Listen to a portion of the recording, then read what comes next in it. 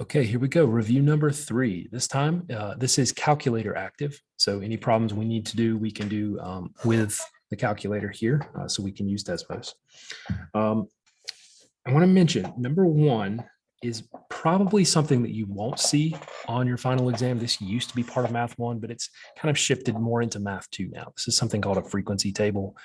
So don't expect to see this.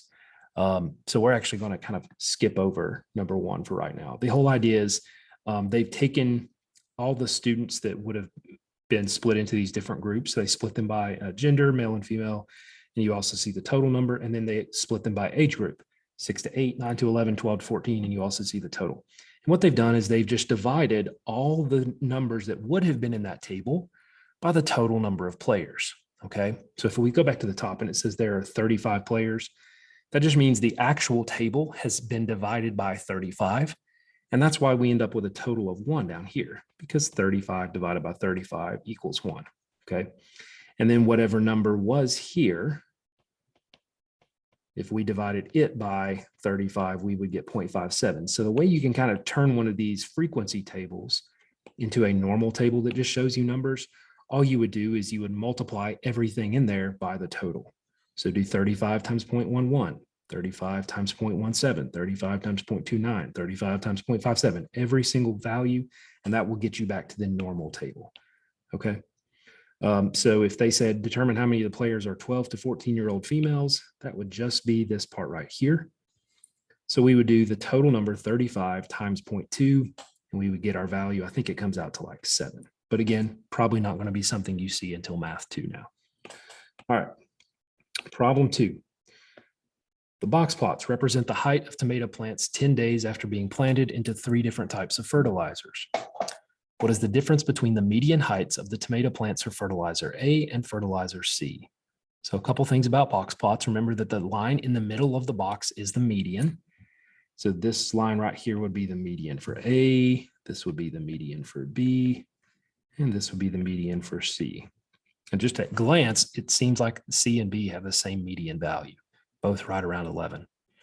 Okay, then the box is what we call the middle sort of half of the data, the middle 50%. If you were to list all the different plants that were planted using these different fertilizers, about half of the plants that use fertilizer A are going to be in this inside this box from here to here. And then half of the plants who use fertilizer B here, half of them that use C here. And what that means is the more spread out that box is, the wider the box is, the less consistent the actual numbers were. The actual numbers that represent the heights of the plants using each of those fertilizers. If its box is wider, then those heights varied more. They were more different from one another. But the skinnier that box is, that means the numbers are closer together. Okay. So that's how we measure the spread using a box plot. That's what we call the IQR. That would be how wide the box is. Okay. IQR. But this problem is just asking us what is the difference in the median values. So the median value of C is going to be a little less than 11, maybe like 10.9 or something. I don't know. We'll just say about 11.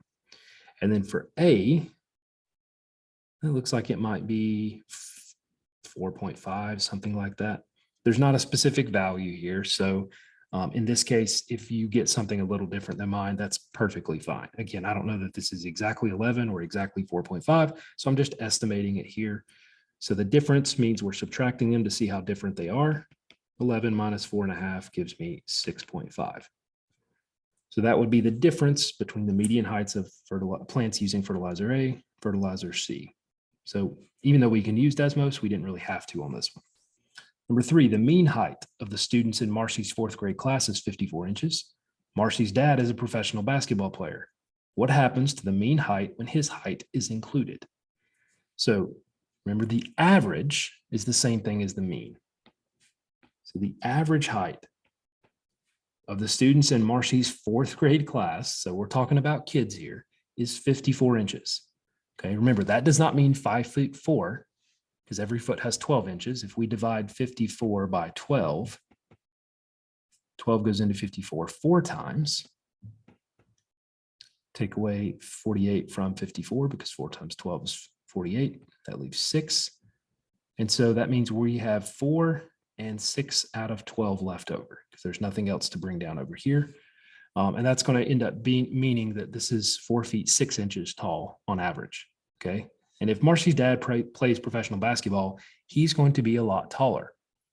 And what's going to happen when we add his height in and then find the new average? Well, if we find the new mean, the new average, once we add his height in, clearly that average is going to go up. So we would say the mean will increase.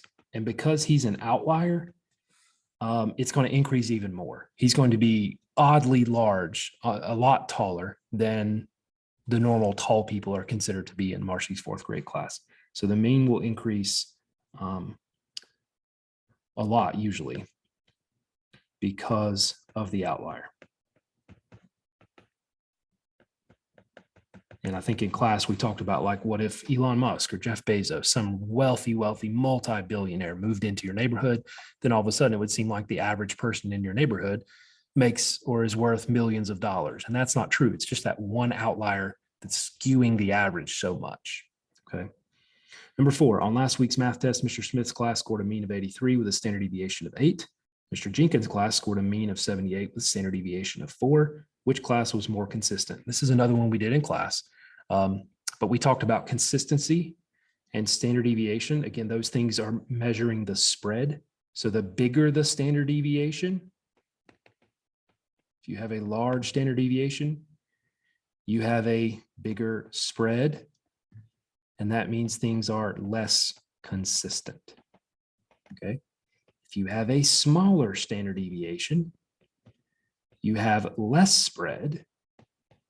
And therefore, the numbers are more close together. They are more consistent.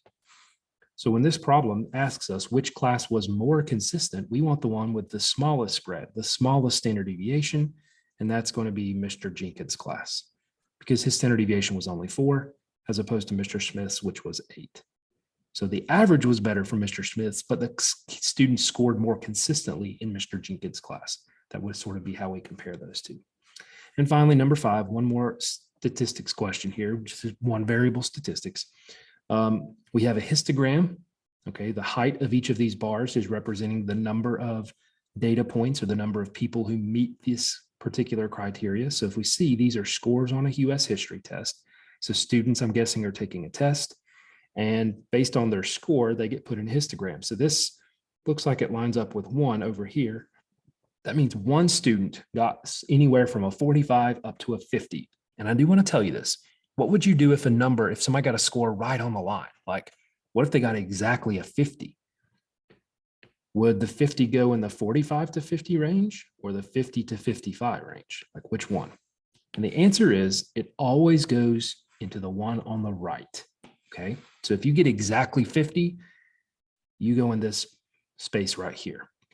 If you get just a little bit less than 50 though, you go here. Okay. So this would actually be everything from 45.0000 all the way down, exactly 45, up to 49.9999999, right?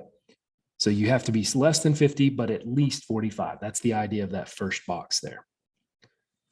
So we had one person getting 45 to 50, one getting 50 to 55, one getting 60 to 65. Looks like 3 here, 4 here, 10 people here, 8 people here, 9, and then maybe another 3. Okay. Now the whole purpose of this question, that was just a quick review of like what this histogram meant. This is just showing us how many people fall into these score ranges.